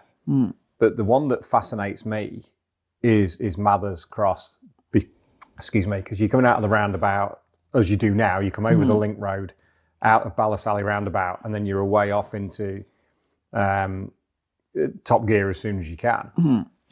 But the right-hander at Mather's Cross, where you've got the gable end of a house on the exit of it, pretty much, that looked a phenomenal corner for me. Aye, that's... they're the kind of bits you make up a lot of time. You'd be back a gear in a superbike, but be fifth gear, like, it's a proper fast corner now. Miles better than having chicane there, I don't know. It's not ideal. I would have loved to have seen it at the time without the chicanes. The chicane's far too tight as well. I don't know, I'm sure they could have made it a lot more open than what it is, but... Especially the one at Magraboy. When you actually drive past the one as you come down into they're all Port horrible. Rush. Aye. As you drive past it, you look at it and you can see the layout and you go, how? I've seen, there's lay-bys on the main road that are a lot easier to get through than that. It's so tight and nadgery. And I think they changed it, didn't they? Because Simon Andrews clipped his tyre on the exit, I think, which obviously didn't go so well for him, bless him. But they had to change that, the profile of it. But as an event, it's absolutely incredible at the Northwest. I mean, there's nights there's always stories. Reg tells stories of the night he had food poisoning. That I don't think he did, but that's just. I don't think he did. But Must have had a lot of drink to make the Emperor no wheel. Mick says he bought him the last the last pint of food poisoning. He told that story on the show not so long back. But looking back, and what are your best memories of being at the Northwest, both on track and off it? A 600 race in '98 was good. That was a brilliant race. There's me and Michael Rutter, Bob Jackson, Steve Plater.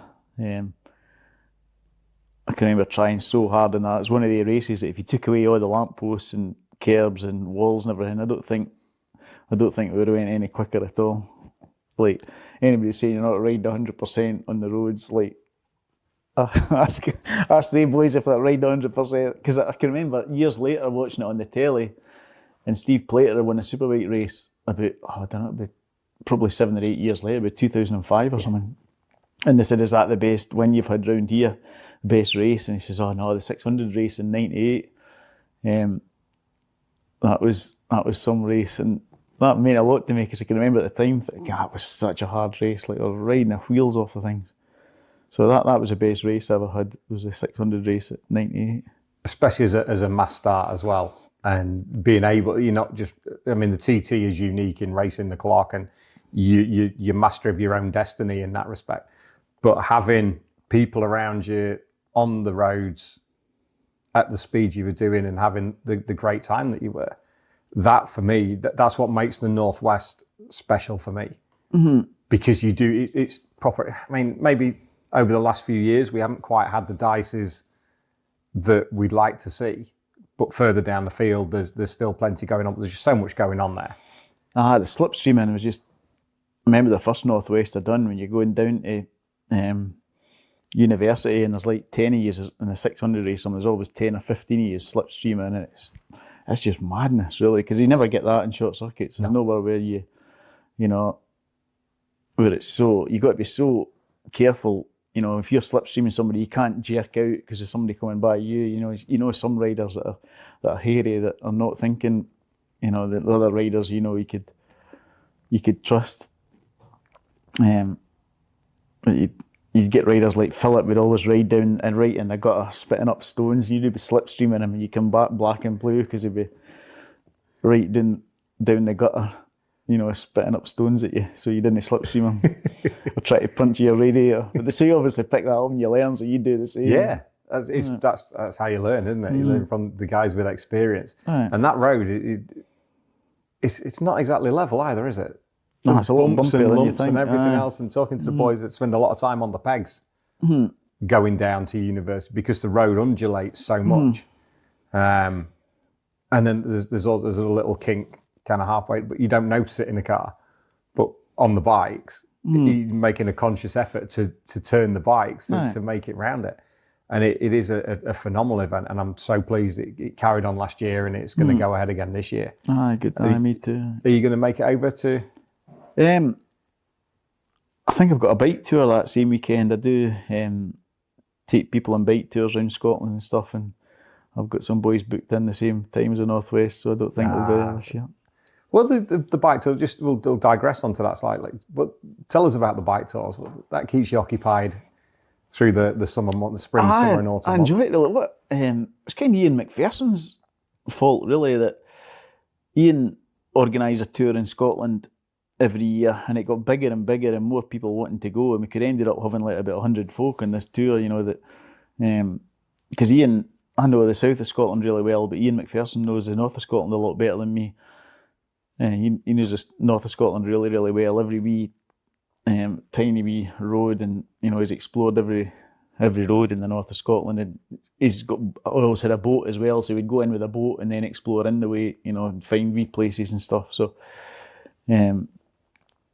always, Ian would organise a tour for us. We'd go around and stay in wee country pubs and stuff, have a couple of beers and things, and have like a 2 or 3 day tour around Scotland. And I always thought, God, I would pay money for this, if I would pay somebody to take me on this.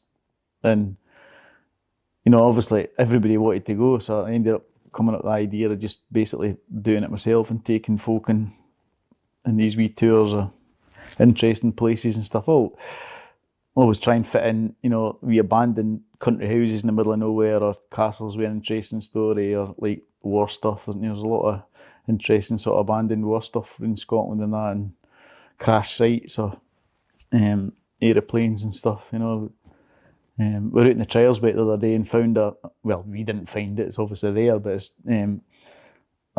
like a hurricane had crashed in the Second World War, and there's still the engine and everything sitting there, like a Spitfire engine, like wow, just sitting there on the hillside.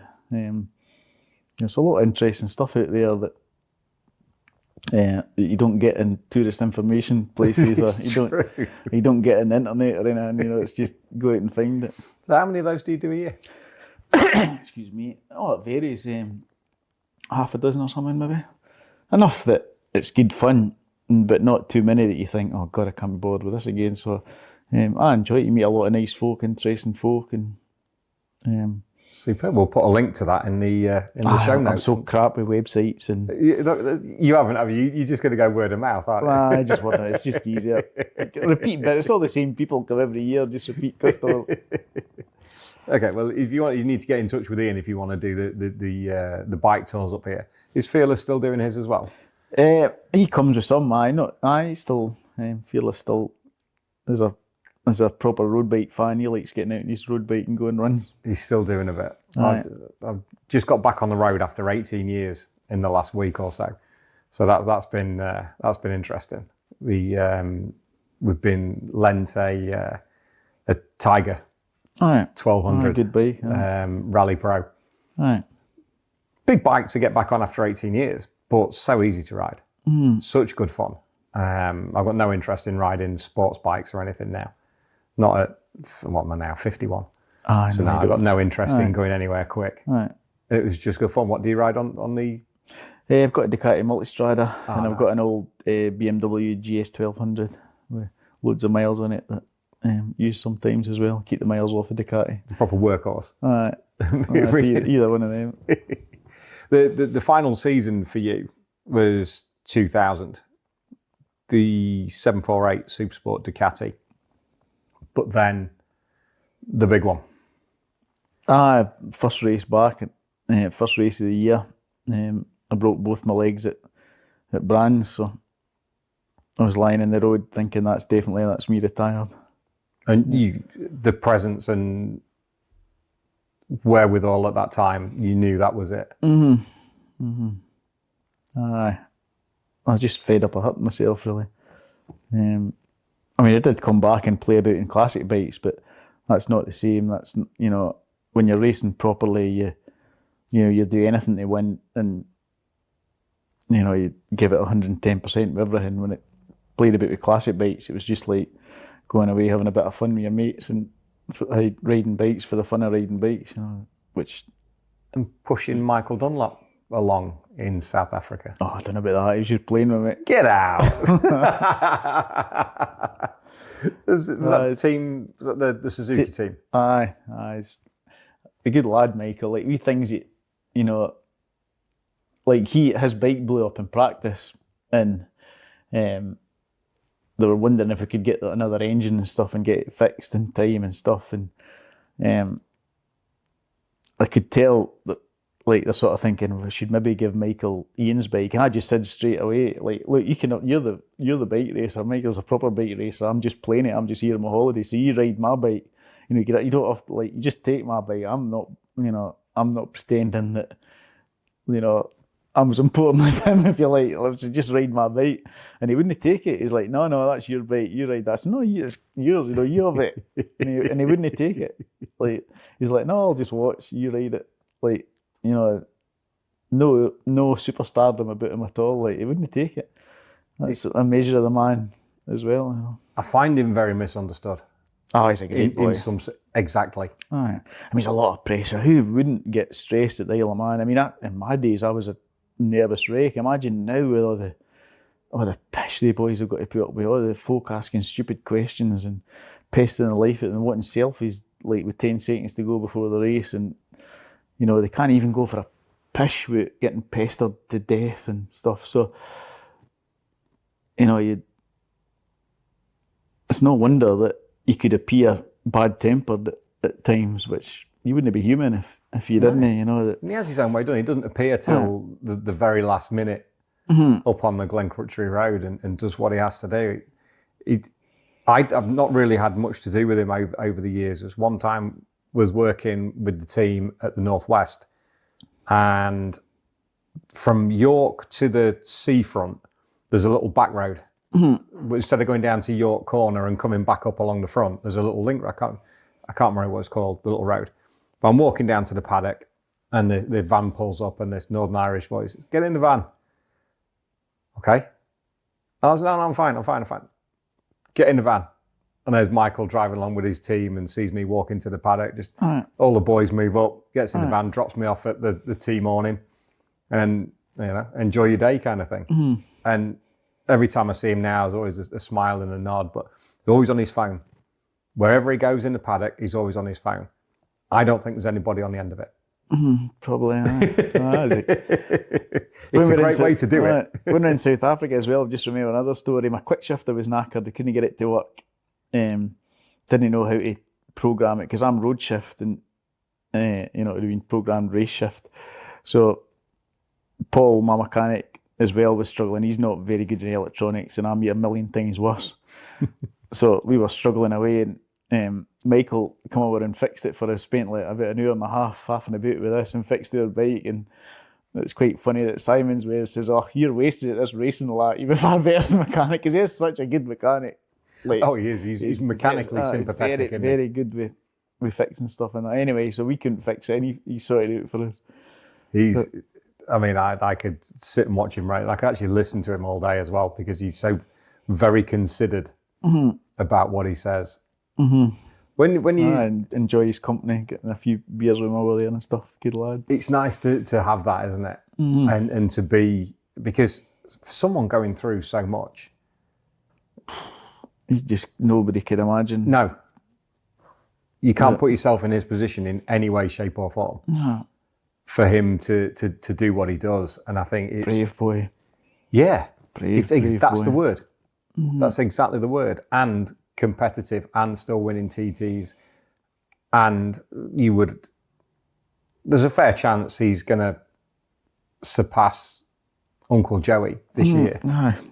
Touch wood. That's why the fair chance. I never say it's a guarantee, but there's a fair chance that he'll surpass Uncle Joey this year. And no, I don't think anybody would begrudge him it either. Oh, nobody. In any way. They would, no. No, I think he's a great boy. Amazing. Strong character. Strong man. So, when you think back over your career, what was the best bike you rode?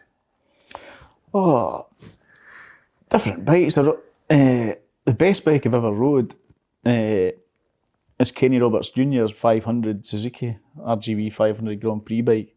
I've been lucky enough to ride a lot of Steve Wheatman's bikes over the years. I'm good pals with Steve Wheatman. He's another good fella. You meet so many characters and stuff, and in racing, and a proper 500 Grand Prix bike, just a beautiful thing.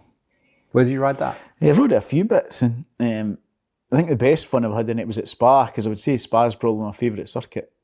Me and Terry Reimer done a session together. He was in his OW01 and I was on that, on the 500, and we're like going up low Rouge, and you know the 500s when they slide a wee bit and they spin and they go like, oh, that's just like that's just the best sound in the world. But I mean, we're all like wobbling about in a parade thing, but that was good fun. That doesn't matter at all. And being able to still do like Stafford shows and things like that, and parade. Do you still do some parade laps and some? I love riding bikes.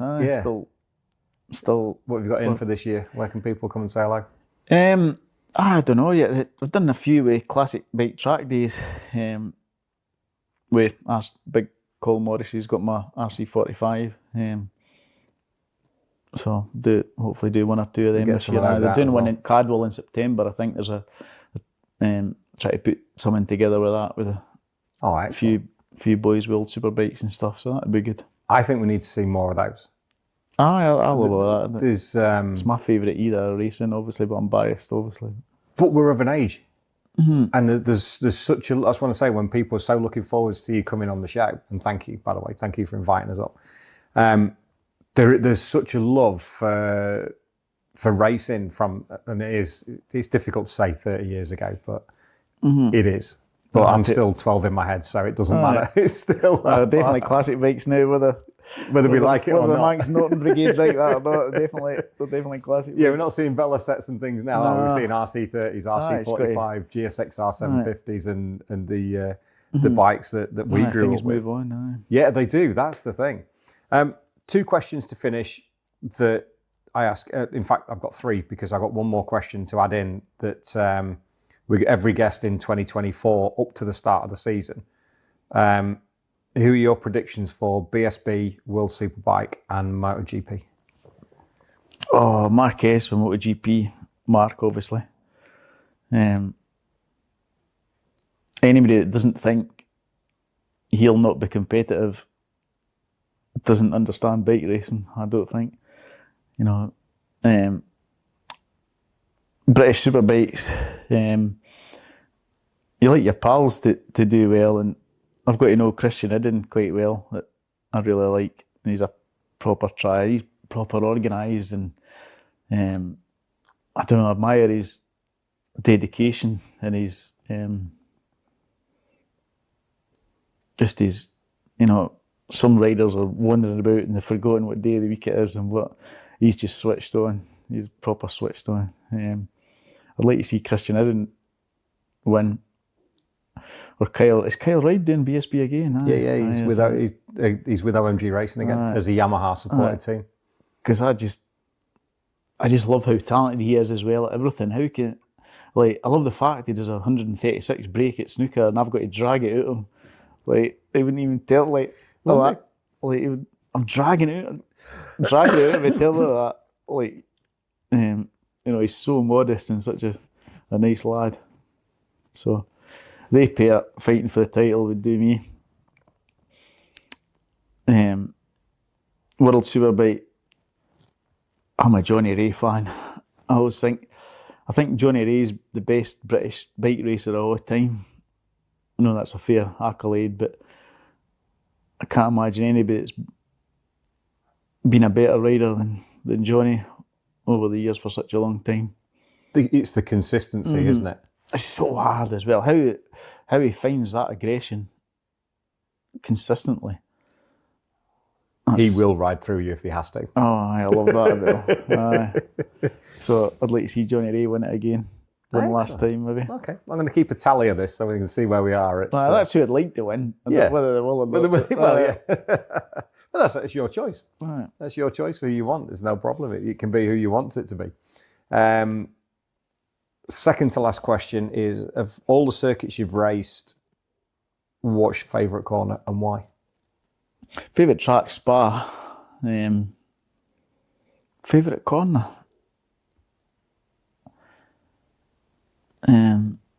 Probably the fast left out the back at Spa. It's flat out and put flat in top gear. I like that bit of track. Fast corners, I like fast flowing tracks. I don't like these modern tracks they build for go-karts. No, the computer design ones. I like tracks like Navarra and stuff. I've not been out there yet. Considering BSB's first rounds there this year, what are your thoughts? Tell us about Navarra. It's a go-kart track. I think there was about 6 first gear corners on my TZ350 or something. I did a classic race there a few years ago, and it's a really impressive track because I went there and you go in and you think, how do I not know about this place? Because they're massive grandstands, beautiful garages. It's a bit like Rockingham. You go in the door, you think this place is amazing, and then it's like, oh, we haven't built a track yet. Oh, never mind that. We've got grandstands and cafes and press rooms. The front straight and the first corner look great. We'll soon get back round again. We'll a track later. It does sound a bit nudgery out the back, but turn one. Turn one's all right, but you can't have a track with one decent corner and the rest is a car park. No, that's the difficult side of it. I think people will find that a lot when round one arrives. I know the boys and girls tested out there last year. And I kind of was expecting that they would end up out there with it being an MSV circuit this year. But it saves us going to Silverstone. Spanish tracks usually that good. I usually like Spanish tracks, Catalonia, Jerez. Yeah.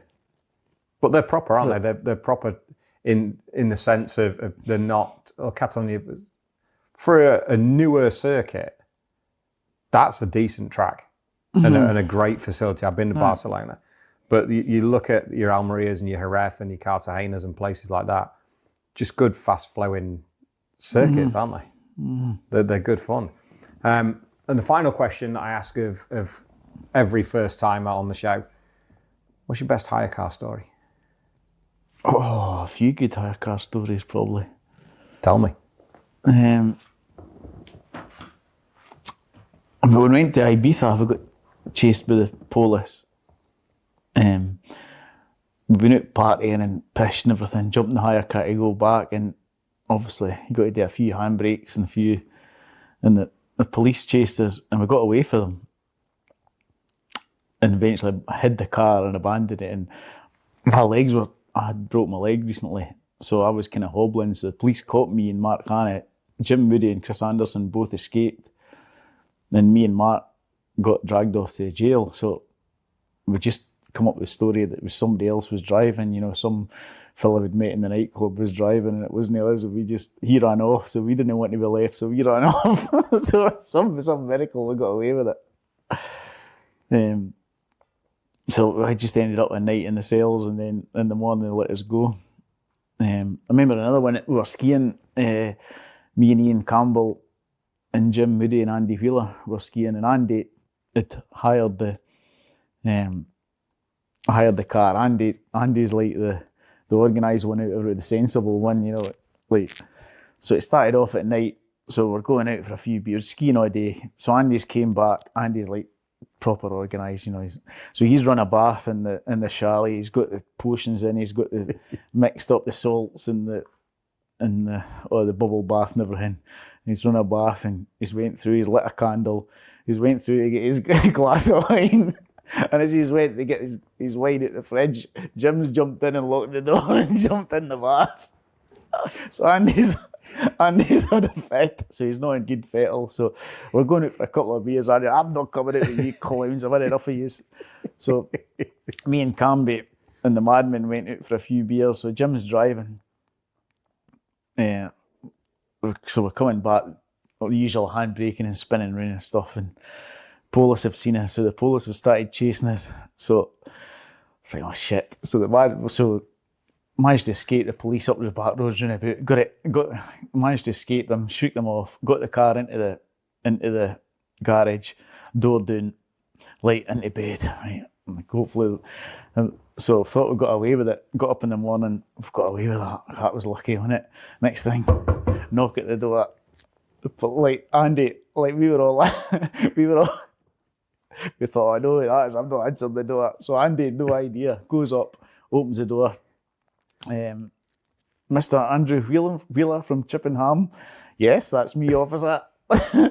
Handcuffs out. Right, you're coming with us. You didn't know anything about it. So poor Andy got dragged off, handcuffed and dragged off. Because obviously the hire car was in his name. All in his name. So he get dragged off to the jail. Got fined a fortune. Like, Jim decided we'd just all split the fine was like about 2,000 Swiss francs or something like that. It was a big fine. And Jim's like, right, just pay it, Andy, just pay it, and that's the end of it. So, right, we'll split it between the four of us. So poor Andy had to pay. Not only did he get a night in the jail, he had to pay a quarter of this fine. And he'd just been in, having to run another bath, waiting for the water to heat up. So, Incredible times. Simmo, thank you so much. Thank you for inviting us up to beautiful Bonnie, Scotland. And the sun's come out for us as well, which is fantastic after the last few weeks of weather that we've had.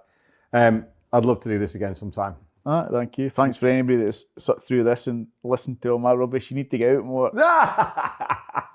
I'll tell you what, I'll send you the comments when they come up on YouTube, mate. That'll change your mind. But ladies and gentlemen, Ian Simpson, Simmo, thank you, mate. Thanks, Dave. Thank you.